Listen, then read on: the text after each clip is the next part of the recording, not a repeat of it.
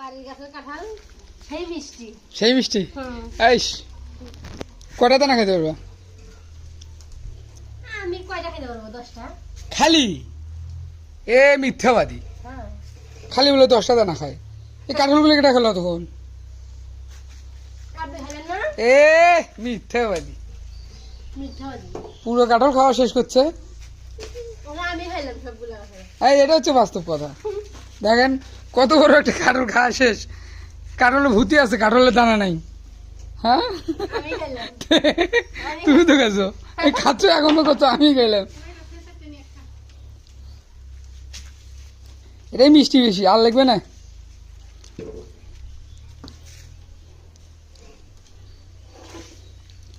বাজারে কিন্তু কাঁঠালের দাম নাই, কিন্তু মেডিসিন দিয়ে পাকায় তো ওই জন্য মানুষ খায় না। আর একদম পিওর গাছ পাকা।